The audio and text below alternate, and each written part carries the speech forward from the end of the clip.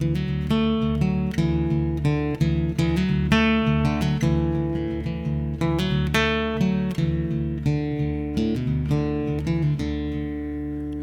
is the Storied Outdoors, a podcast somewhere between Lewis and Tolkien and Lewis and Clark, finding clarity in the stories we tell and the adventures that shape us. Welcome to the Storied Outdoors. My name is Brad Hill, and I am down in Mobile, Alabama. And it is currently, for those of you listening, it is 9:48 p.m. and I'm joined with my good friend Bryan Gill, and we are getting it in where we can get it in on the schedule tonight, recording the introduction episode for season 11. Season 11, and you know it's so funny. We got on this call together at 9:15, and we just caught up, chatting it up, man. That's the problem with not living in the same town. It's like we see each other on these Zoom calls, and we don't want to get straight to business. We want to actually talk and hang out a little bit. Yes. So. And they serve as such a great. I love them. You know. Yeah. I mean, it's success just because we get to hang out. You know, and if people listen to it, then praise the Lord. Yeah, we're inviting you into this conversation. Pull up a chair, have a seat. I wish we were around the fire. Soon and very soon we'll be around the fire. Yes, the weather's getting close. Even in Mobile, I can feel it in the air. It's coming. I'm gonna tip my hand a little bit. We're going to Blue Ridge this weekend, and the wake up temperature is going to be 50 degrees. And so you're gonna start a fire that morning. It will happen before breakfast has started. Oh man, that's amazing. I'm envious of that. I'll soon be on the horizon for me. I get the opportunity to go back up to South Dakota. Oh my gosh! What at the end of the month, and go pheasant hunt up there with some pastors, and I think the highs are going to be in the 60s and the lows going to be in the 40s. The sage grass is just going to be glowing in the afternoon. Yeah, and I've already unpacked my flannels. Oh man, what a great opportunity that's going to be. But I wish we were around the fire right now. But alas, we are not. We are on Zoom. And it's a digital campfire. It's a digital campfire, absolutely. Yeah, man. What have we been up to since season 10 came to a close, Bryan? What you guys had some fun this past summer? Yeah, I mean, first before we get any further, I see that you and I are both wearing some pretty fancy looking hats here. We're matching with our. I got the navy blue. You got the tan. These are our hats that we got in. We got some. I think we have a few extras to sell. Plenty, yeah. We if got you want plenty. one, you let us know. Yeah, these are kind of fun. They're your typical rope flat bill hat, and the patches look really good. They did a great job with these. So, yeah, it was so cool to see something that, as we designed the logo for the podcast, and we're like, man, it would be cool a patch, if it looked like a patch. Yeah. You know? And even for a long time, our friend Christian Hilly, who helped design the logo, did an awesome job. And then he made like a digital, what he thought a patch would look like. And now we actually come to life in reality, an embroidered bona fide. I'd venture to say that not a lot of people knew that was not an actual patch. That's just a digital that was created to look like a patch, but we actually have the patch now. We have the real thing. So the real deal, Holyfield. I really love these hats. These are Richardson hats. They're very comfortable. Yep. They're lightweight, really nice summer hat, which is awesome for Mobile. So, or anywhere really, but if it's hot, where you live, these are really great hats. I love these hats. These are great. So, yep. Very nice. So if you want one, you can let us know, and we'll get you connected. We got lots of things going on in the life of the Storied Outdoors, though. Goodness gracious! We'll get to this. Buckle up for this episode because we got lots of things to share. You asked about what we've done since season 10. We ended the season. I can't even remember the date, but soon after we hit the ground on our summer vacation, right after Memorial Day. Yeah. And we went over to Jekyll Island in Georgia, and we camped, and it was, man, we had the best time camping over there. And we had our bikes. We had one of those, I bought one of those DeWalt fans. Man. And I had 4 batteries. We were staying 4 nights, and I was like, we're using this fan because, it's 80 degrees at night. It's kind of hot. A lot of people will probably not camp when it's hot. But if you have a little airflow, it's amazing. It's really comfortable. Yeah. And so we did that.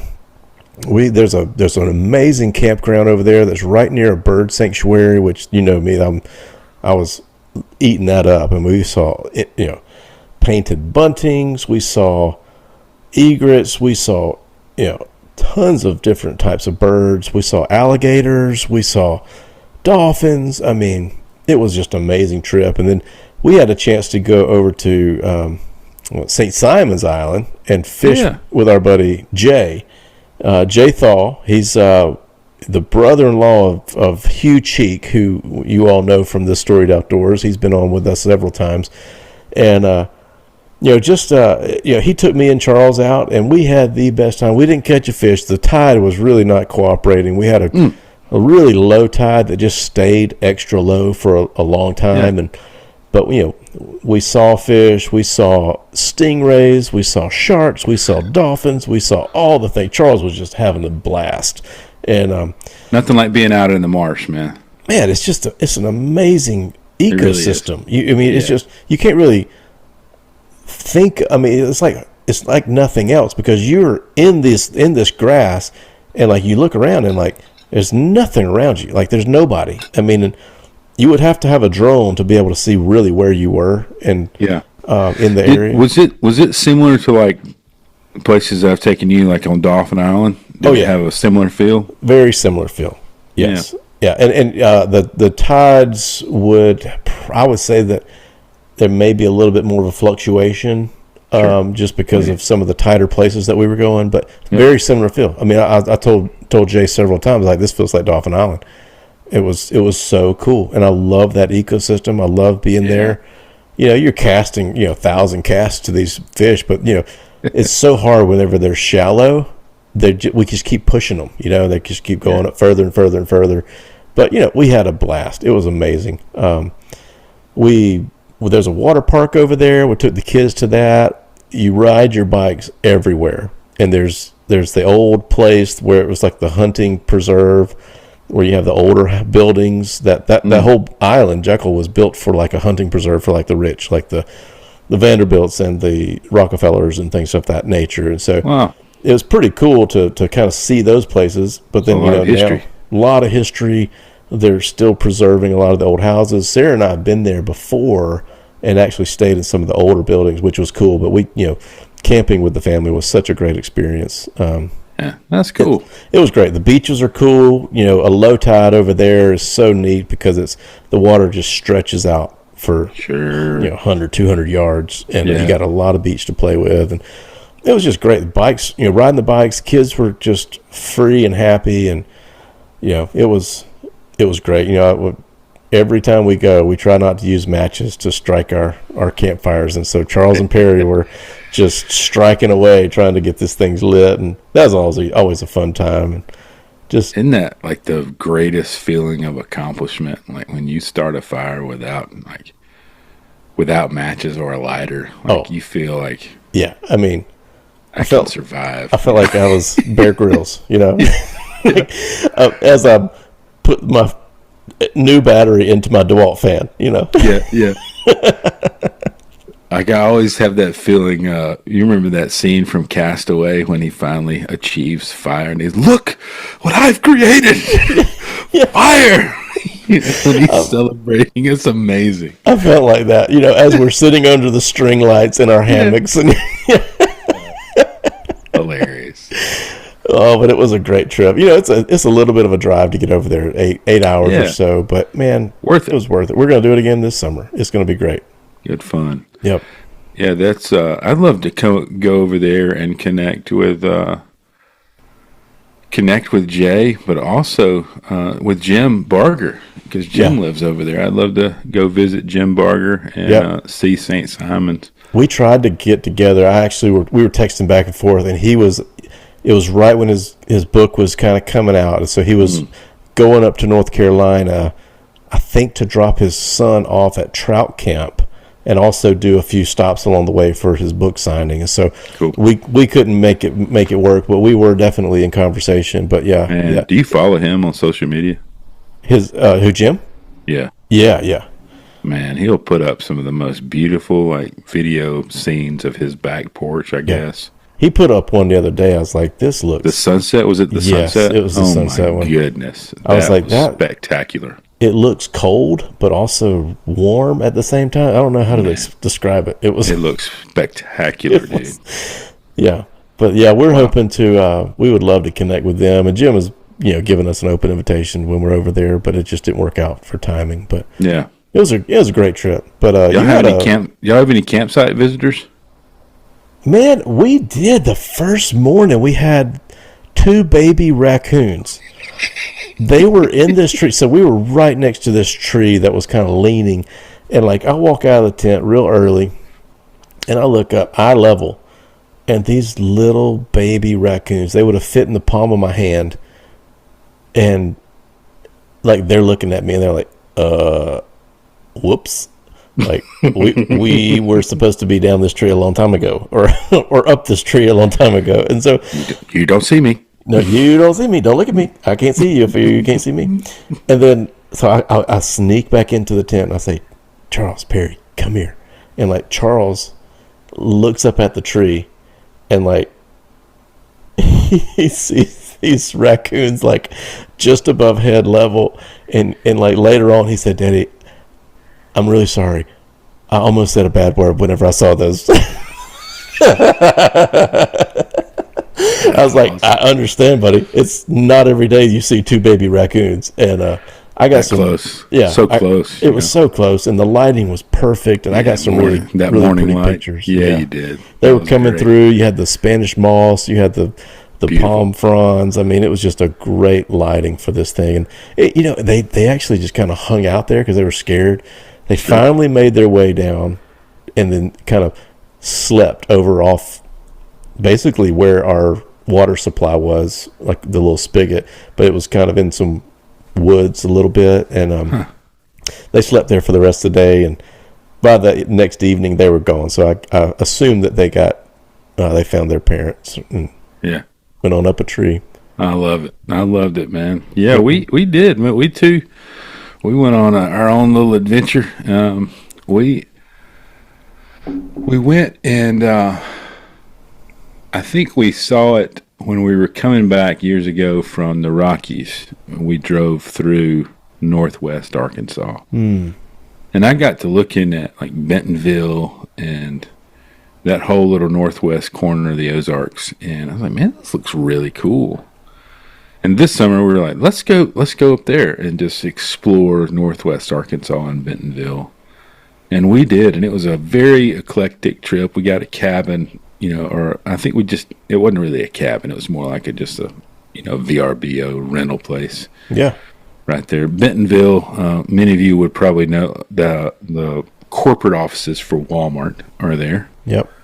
That's where the Waltons were from and founded Walmart, and so everything Walmart all over the place. But it is a fascinating little town. Probably the mountain bike capital of the country, I think. I mean, I heard that one of the Waltons' kids really wanted mountain biking, like really enjoyed that.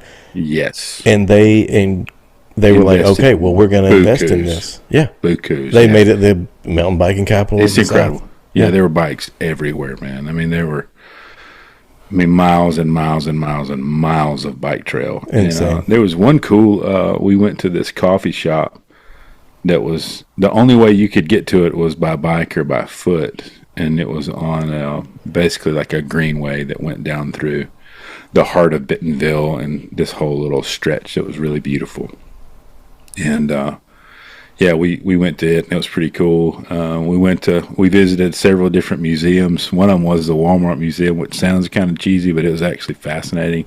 And to see like the birthplace and the growth of, and a lot of nostalgia, and seeing, how Walmart ultimately changed retail as a whole. I think Walmart was one of those places that really shaped the retail experience as we know it.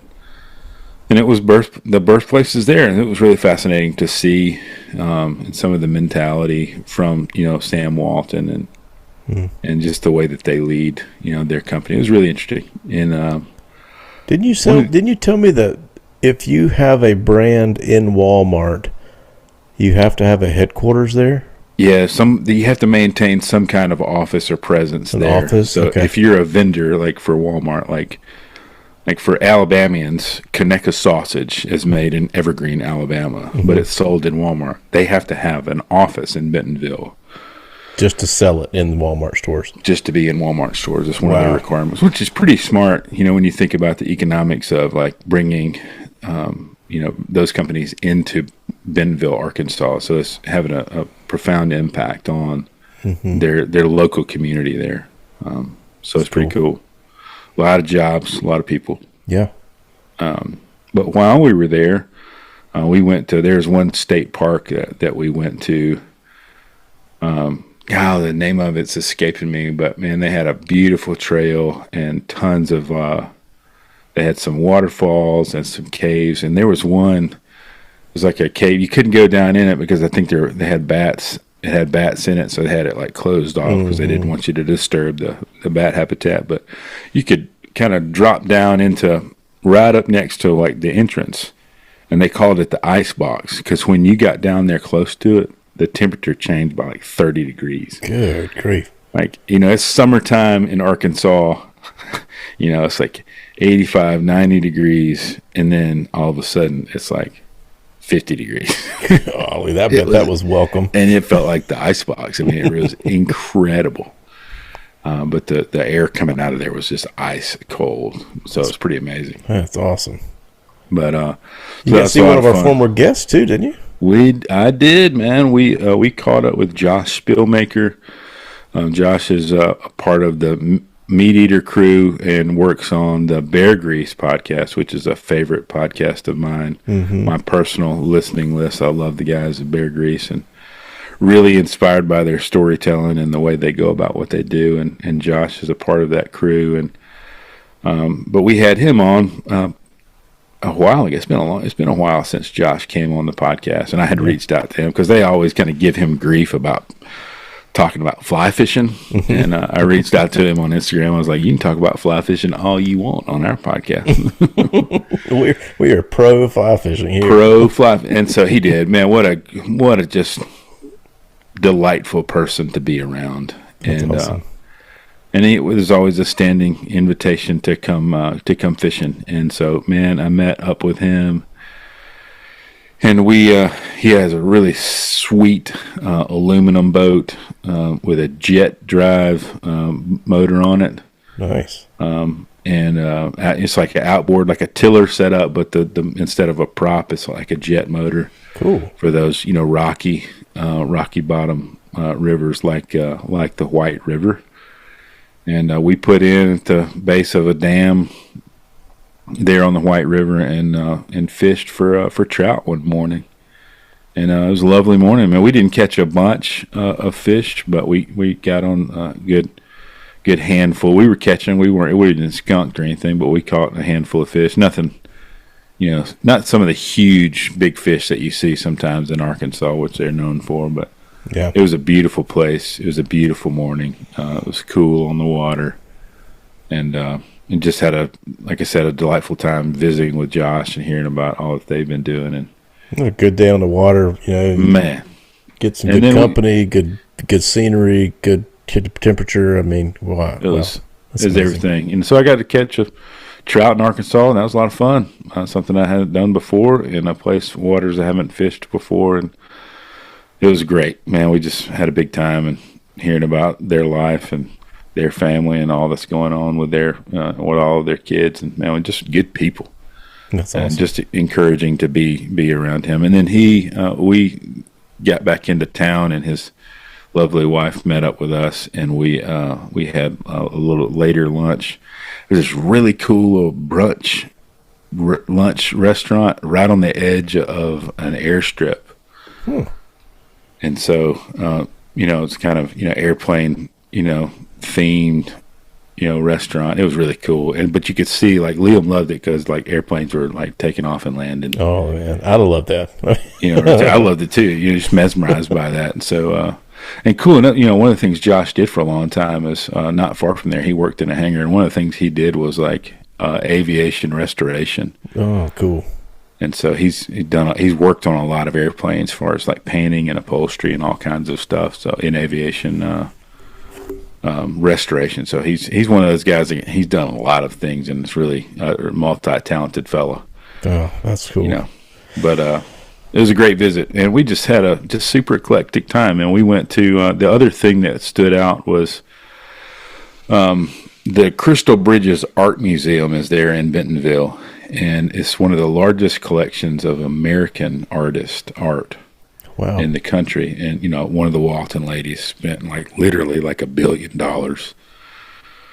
And it is a magnificent art museum, and a lot of, old art there, and, like originals of George Washington and historical art pieces. And it was incredible. And so my daughter Stella was loving seeing. She's such a good artist. Yeah. Too. Seeing some of that art. Very inspiring, And I loved it, man. It was beautiful to see, and some of the landscape ones, the realistic landscape ones, were just beautiful to behold, And they're huge. The size of these paintings was unbelievable.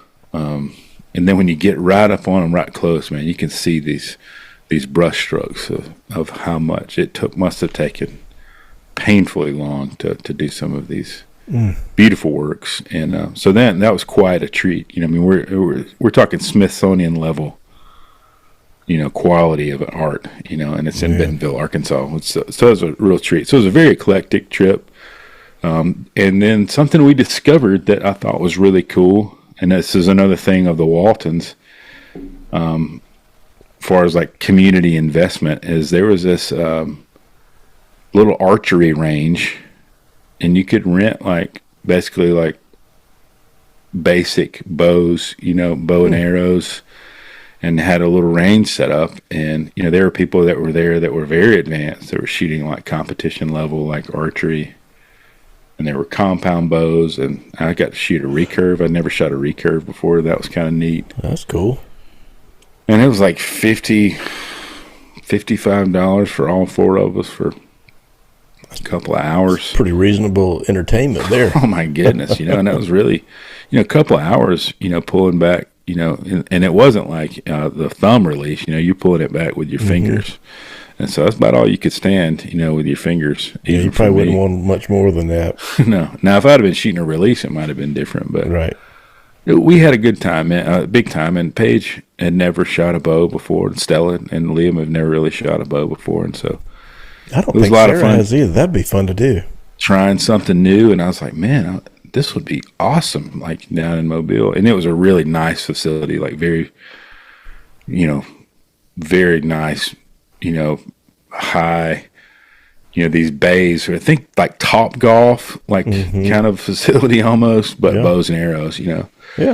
And really nice lawn, beautiful lawn, and big targets, very nice targets, and. Did they have 3D targets like the animals and things, or is it just a normal bullseye? Normal bullseye, but they do. There are times when they do the 3D setup, and I found out later that south of Bentonville, more towards Fayetteville, close to University of Arkansas, there's a big nature center, I think it's a state-owned facility, but they have it one of those big 3D ranges, where you walk, cool. Where it's like golf, but instead of holes, there are 3D animals that you shoot, and it's pretty. I think it's pretty difficult, but pretty cool. And I was like, man, that'd be a lot of fun to do. Yeah, that'd be awesome. I think that's a great idea. I think there's one in Huntsville. They have one, the 3D range at a place in Hoover. I think it's a shooting range, but it's also that has the archery side of it too. But it's not like where you walk. It's just kind of like there's a line and you shoot at these different targets. Yeah. Yeah. That'd be pretty sweet though. Yeah. I think there is one, like a walking course, basically, somewhere in Huntsville. Somebody was telling me that there was something like that. I was like, man, that'd be pretty fun. That'd be a fun thing to do in the summertime, you know. One, to stay tuned up as an archer, you know, and throughout the summer to still shoot your bow. But then just to get out and walk, you know, it's like you're playing disc golf, but you're shooting on the range. Yeah, that sounds like a great combination. Pretty cool. But man, it was a great trip, you know, and just a road trip, you know, getting up there. Man, this is the other part was really funny. When Phil Robertson passed away, I started watching. I went back. I was like, man, I want to go back. I hadn't watched Duck Dynasty in forever. And me and Liam started watching Duck Dynasty, and he thought it was hilarious, you know, and it is really funny. I mean, there's some really, really funny parts. Uncle Si cracks me up. He's the best, man. And so, man, we had such a big time, like, watching those. Well, I was like, on the way, we're going that way. And so I didn't tell him, and then we pit stopped in West Monroe and went by, like, the Duck Dynasty, like, their store and the whole thing. And he has him, he got one of those little got a cup. Like, little tea glass. That's awesome. That's the best souvenir you could ever get. Yeah, he drank out cheesy. It's like just a cup, you know. Yeah, he loved it. So we took some great pictures there. I did buy a little combo wood duck call and a teal call from. Well, you put that one actually to good use. Duck Commander. It was a lot of fun. That's awesome. You guys do such good road trips. That's pretty fun. Yeah, super exciting, and yeah, just to see parts of the country and expose our kids to other parts of the country. Yeah, I love Growing up, we didn't do a whole lot of that. I mean, we went to Panama City, Florida, and you know, we had the occasional trip to Tennessee, and that was about it. You know, we didn't stretch out too far.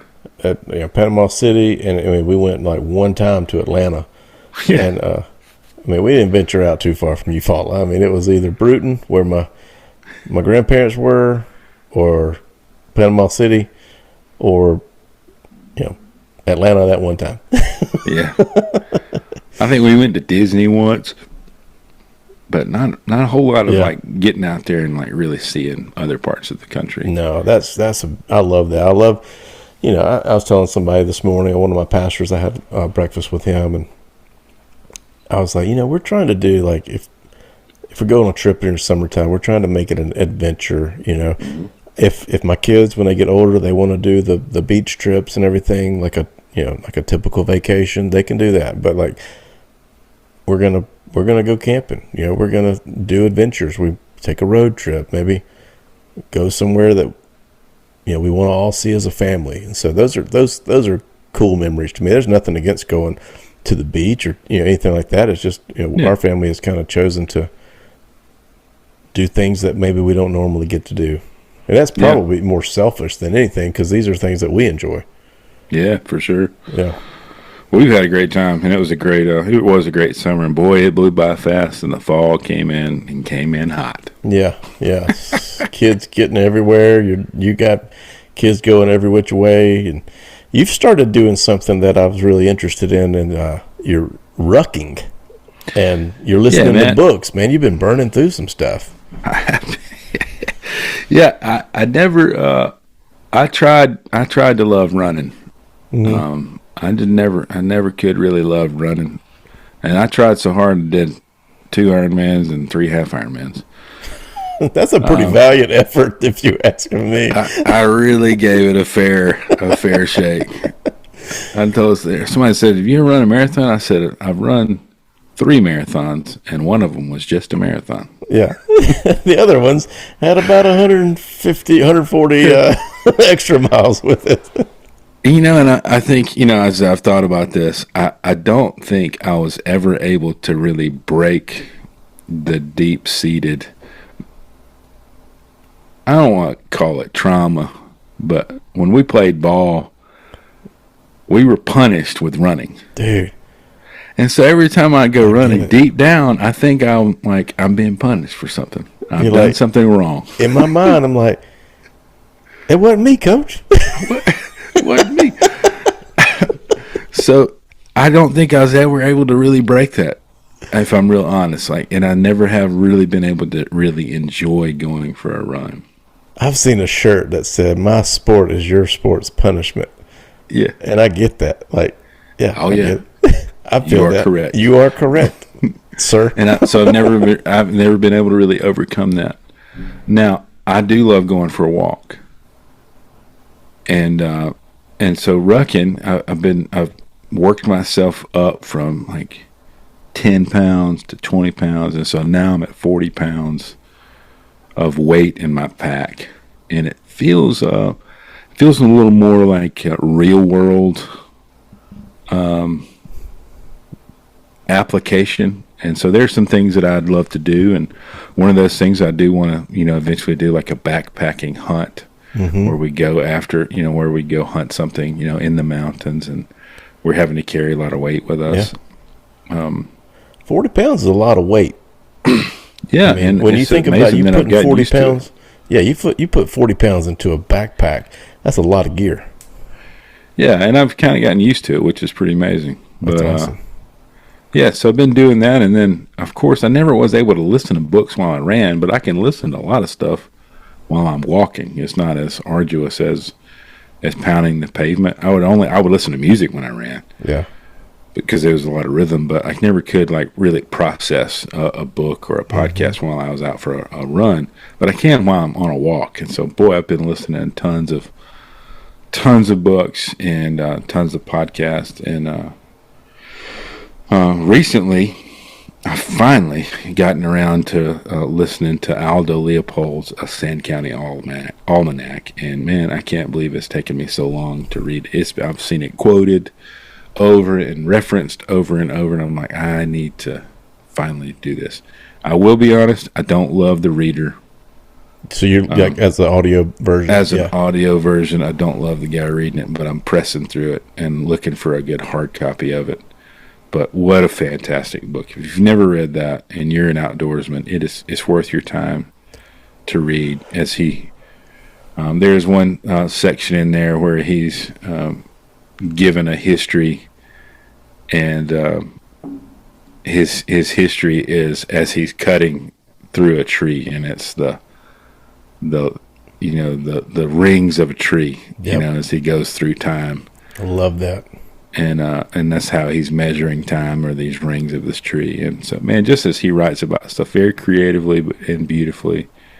That's that's a classic. There's several books I've read lately that always reference him. And talking about the land ethic and different things like that, and creation care.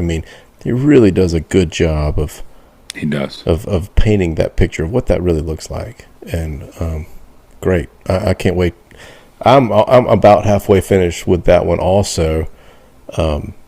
I've got the hard copies, so I'm not listening to it. So it's taking me. I'm so slow when I read books. And it will be one that I come back to and read, like the hard copy of it. Mm-hmm. After listening to it, I'm like, I really want to dig through this, like with page in hand.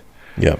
And really sometimes sit with some of these paragraphs. But there's been multiple times when I'm walking, it's 5 a.m, and I'm laughing because he's pretty funny. Like he's pretty pithy sometimes, and just tickles me and gets me tickled about different things. But what a great writer, and beautifully written about caring for the world that we live in. And I think it's resonating with me in that.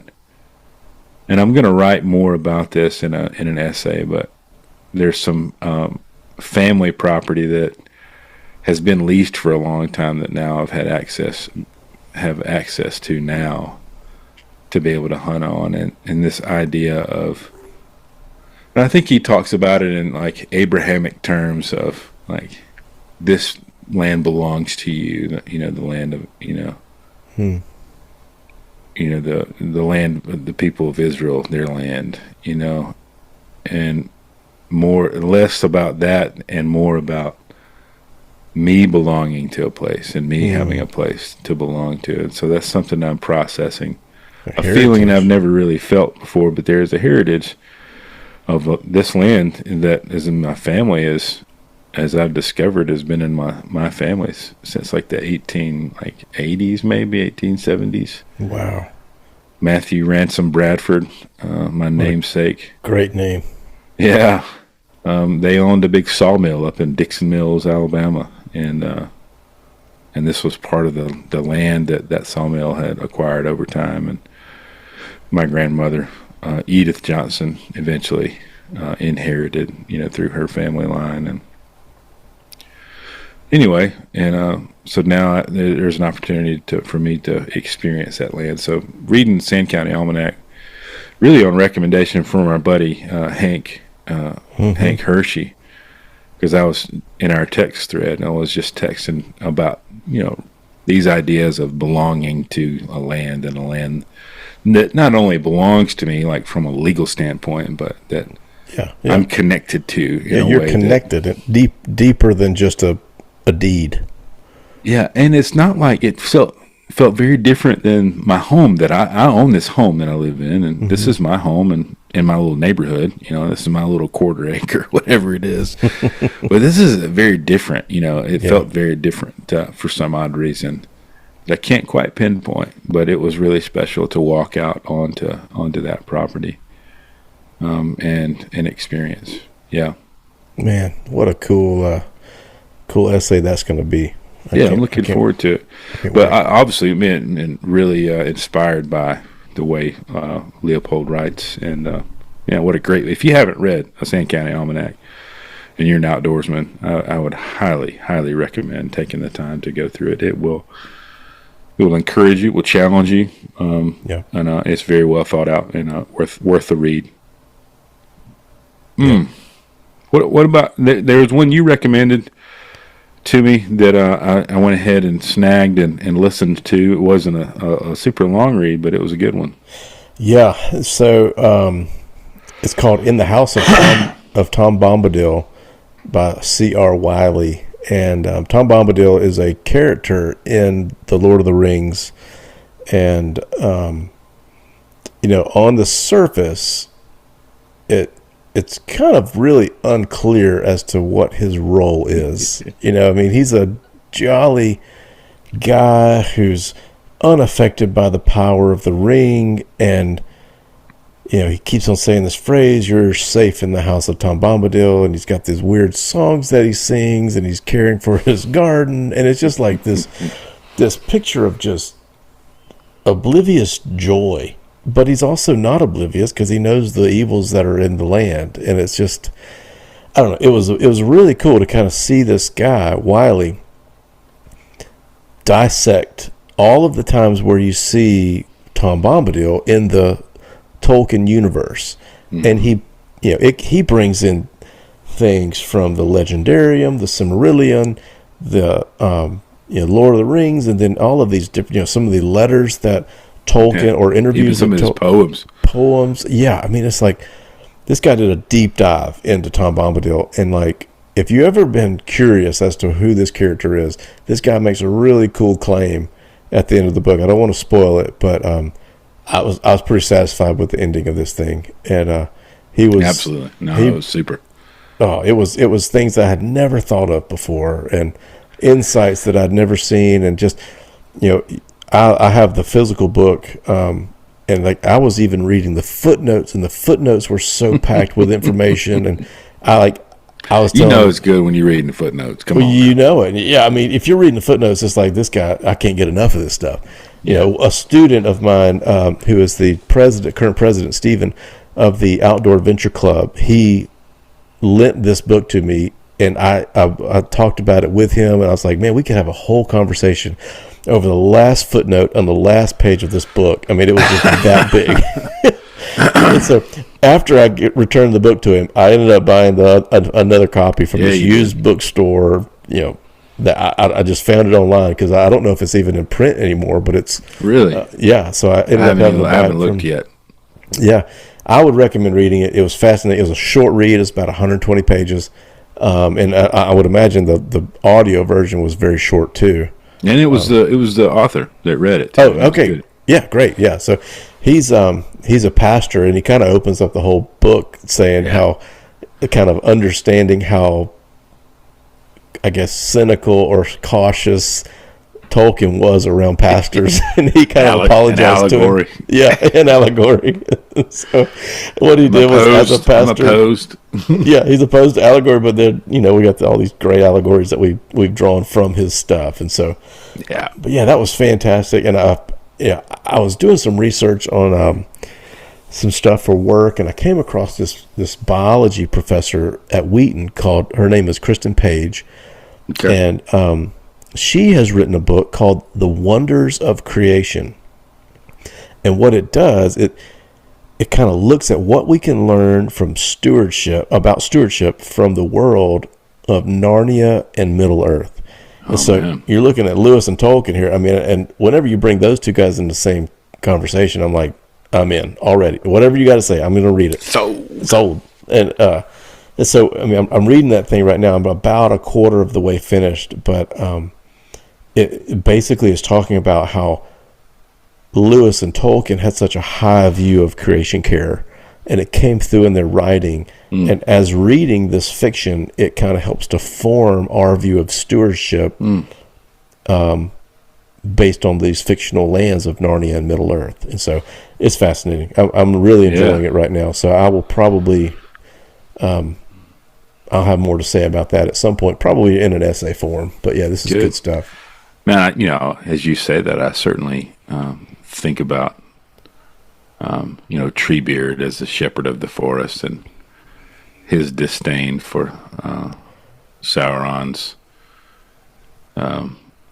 cutting all the trees down, and it's a mind of metal, mind of metal. Yeah. I mean, a usurper, he calls him. Yep, that's in there, and it gives a different light into that. And it's so funny, because I just finished that book about Tom Bombadil, and then in this book she references Tom Bombadil, and so it's just this.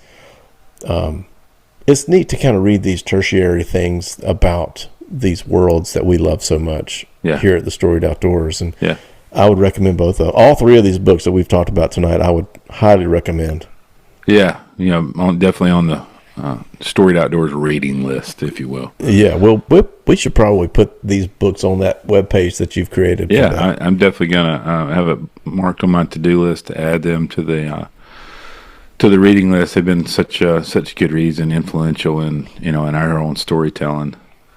Yeah, I think about the imagery of going back to, I think it's Saruman, as they're cutting down the trees and burning the trees to be able to make, forge these orcs and fuel this war. Man, that was, I wonder how much of that was fueled by Tolkien, seeing some of his communities like turned into, the Industrial Revolution, especially turned into factories to fuel the war. That he saw. It's connected. It's connected. I mean, I was even thinking about how you think about The Hobbit and the love of the Shire, but then, kind of later on in the Lord of the Rings, and you kind of get to the end of that trilogy there, and it's not the same Shire he remembered. And part of me thinks that that's because of the result of war that he experienced so deeply. Sure. And it's almost a romanticized version of the Shire that he has. And I think that we all want that Shire. We all want that romanticized version of what Bilbo left earlier in The Hobbit.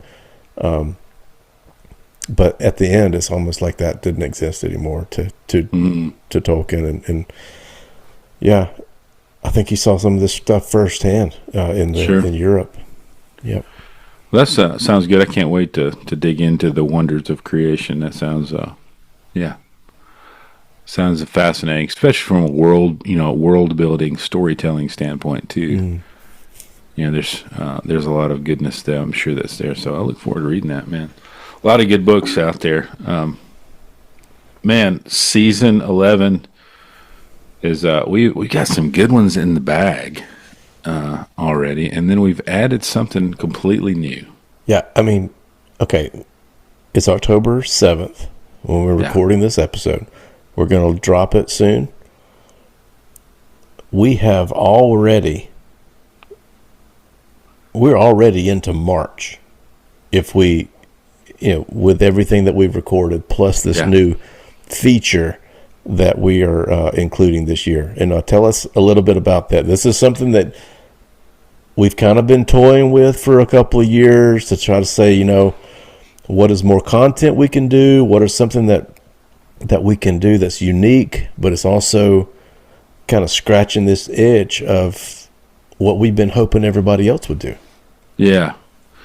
I will say, going back to our earlier guest that we had talked about, Josh Spielmaker, one of the things that I love that Bear Grease does is they do a show called, in their feed, called the Bear Grease Render. Mm-hmm. And they're playing on the words of, bear, to get bear grease, you render down bear fat.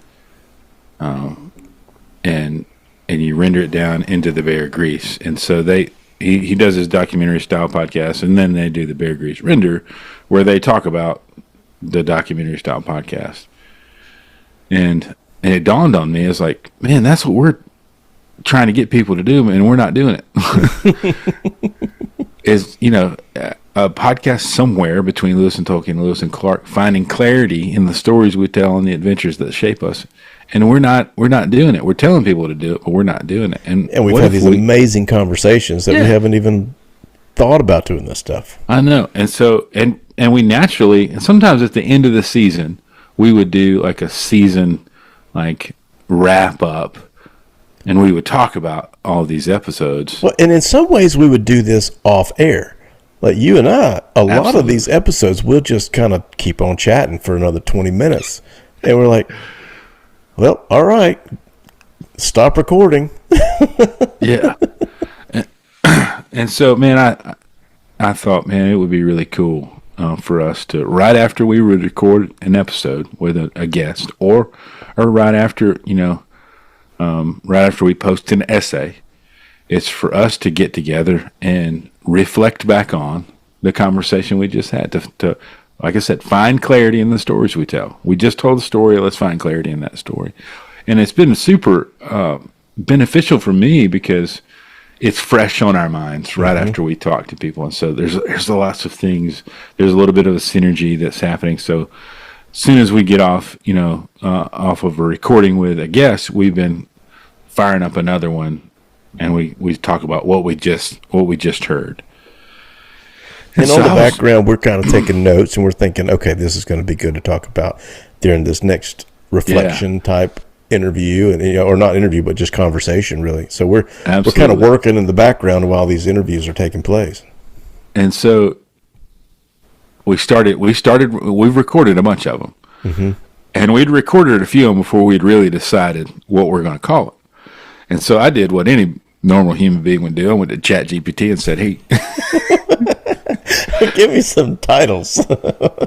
And so I told it what we were talking about doing, and kind of gave a prompt of, here's the sort of ethos of the Storied Outdoors. And I've used it for some of the other work to help me with some editing stuff. It's been super helpful. And I said, I want just some ideas to get the creative juices flowing. And it spit out some that were pretty good. I mean, they were okay, but it kind of helped. We pared it down to what, about 5 or 6 or so? Yeah, but it sort of primed the creative pump. And so I sent that list to Bryan and Hugh and our buddy Hank. And it kind of went back and forth. There were different ideas. And I really felt, because we have this section in the episode, if you're around the campfire, what's your favorite story to tell? Yep. And we talk about digital campfire. Yeah, we call it all the time, over and over and over. Digital campfire. It's a big part of who we are, and so there were a couple of names. I don't remember those names in particular, but that kind of hit on the idea of sitting around a campfire. Mm-hmm. And our boy Hank, came in. He came in clutch for the win. One of the most creative people that we know. I loved it, man, and we're going with it, man. And so we're going to have new episodes starting this season. So Wednesdays, an episode will drop.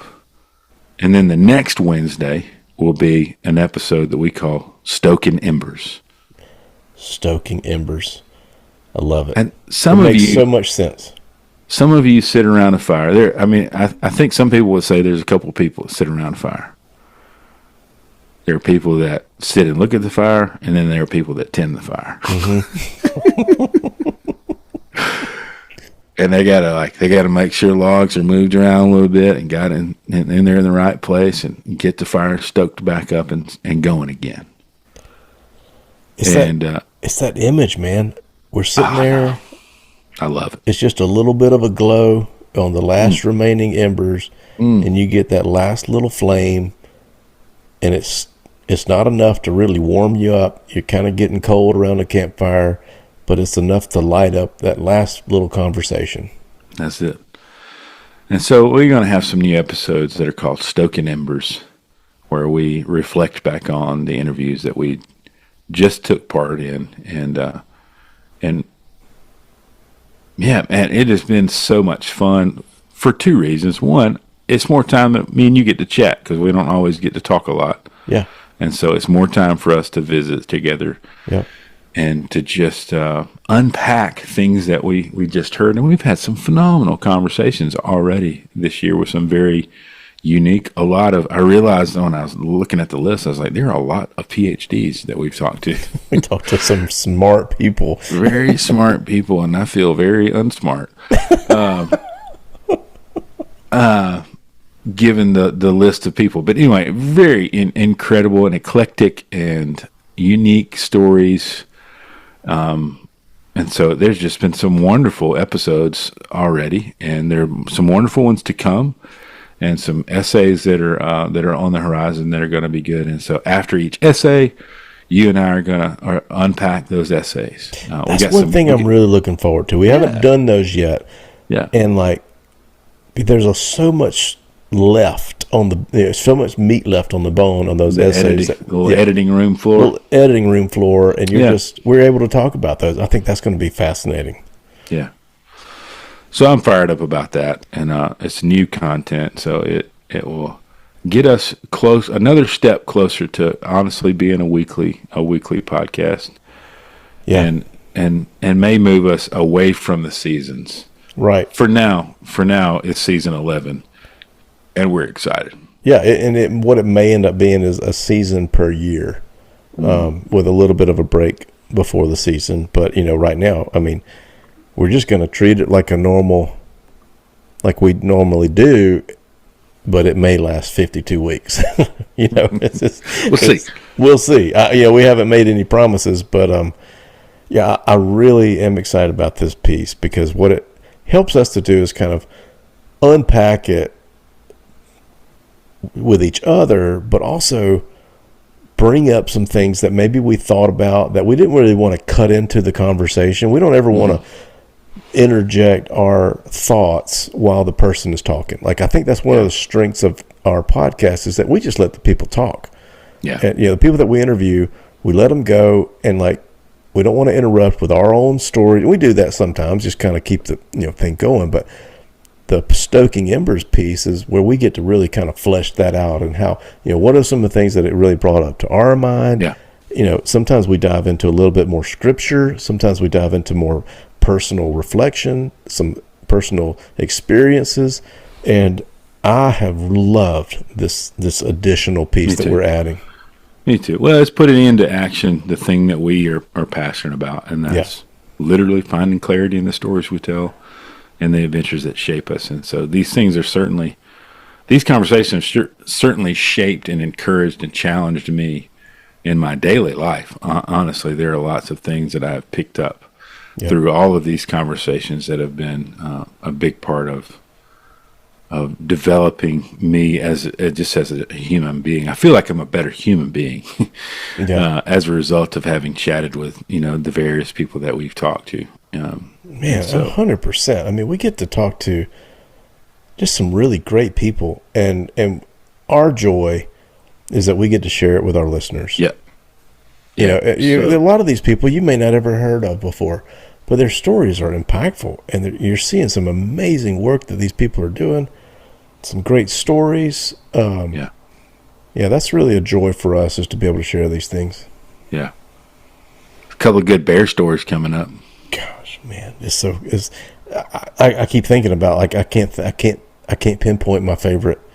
I know, it's just so many. I mean, we've got a really wide range of stories. We've got a really wide range of guests, and I think it's going to be fun. I think it's going to be a lot of fun to see where this goes. And thinking about where we're going with the podcast, but we've got some other things on the horizon too. It's I know. I just looked down and realized we've been going for almost an hour, Brian. I know. We're going for an hour, and we still got just a little bit left to go. A little bit left to go. Oh man! So if you're still listening to us, and I hope you are, yeah, appreciate your ministry. Appreciate you hanging out with us. Glad you joined us on our little hangout. Man, it feels like we're on the cusp of something really, really big and important, Brian. Yep.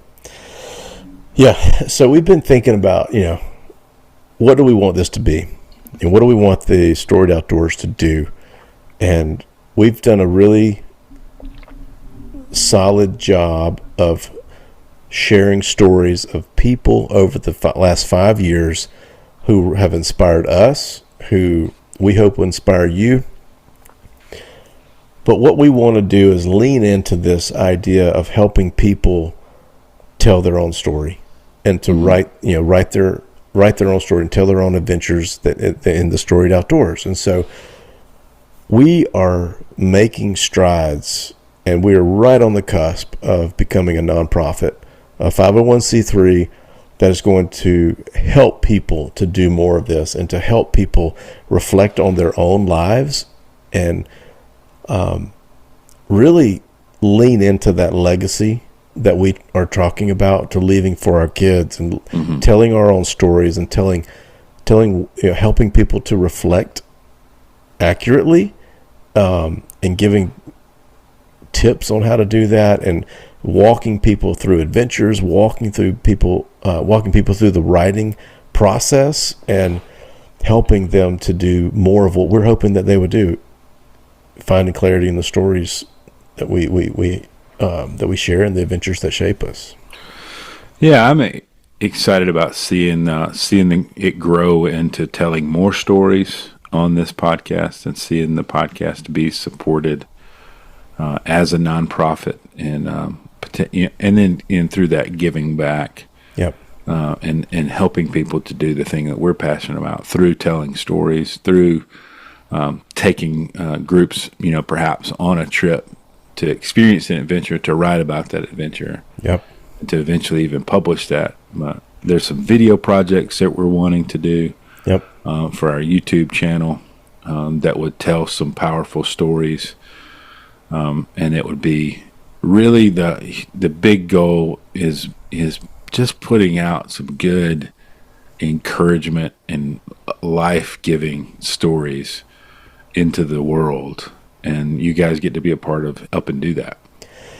Yeah, and I'm really, there's a lot of things going on in our lives right now, but this is probably one of the most exciting things that we have on the forefront, because I think that we're ready to help other people do the things that we're doing, through reflection, through essay writing, through adventure, through intentionality.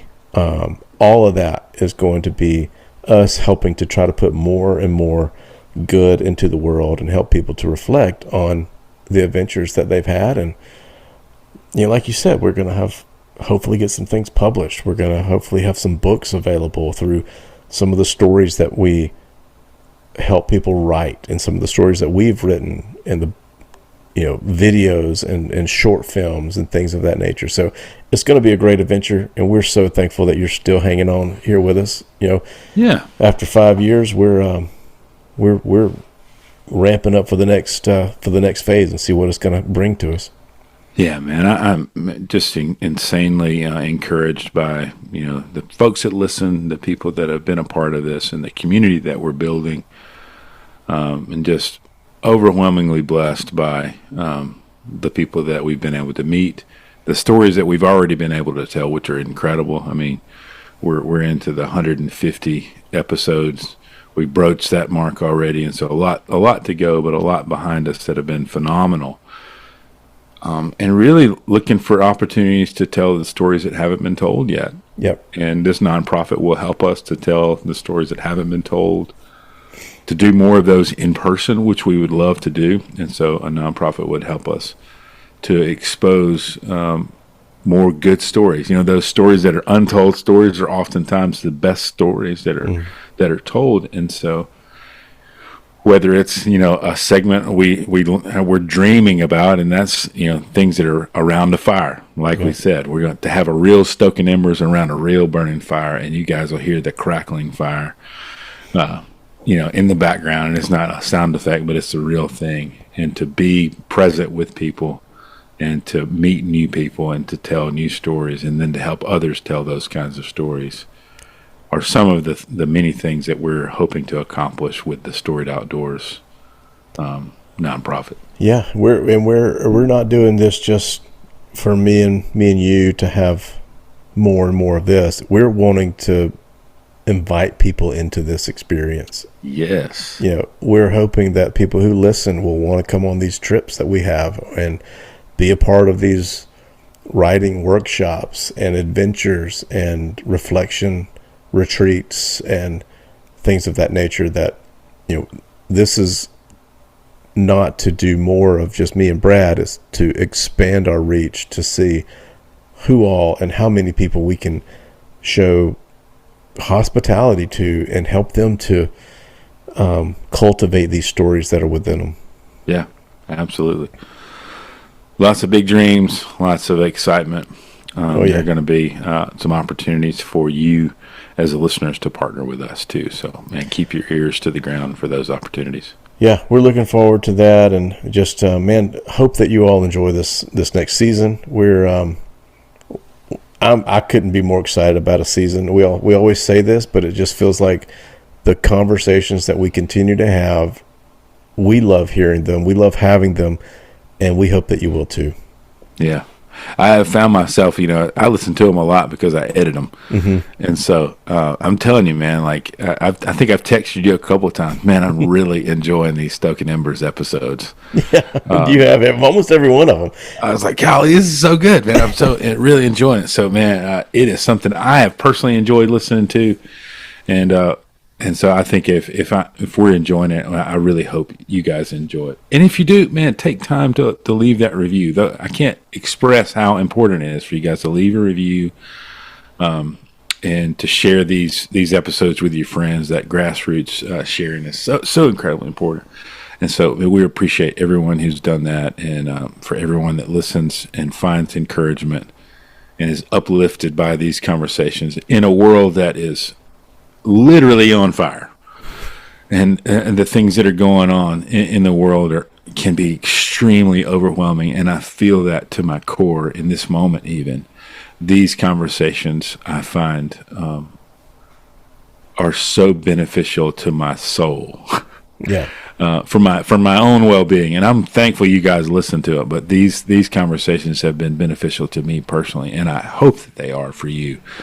Have been just goodness in your life to encourage you to get out there, to write your stories, to share some adventures in the place that we love to call the Storied Outdoors.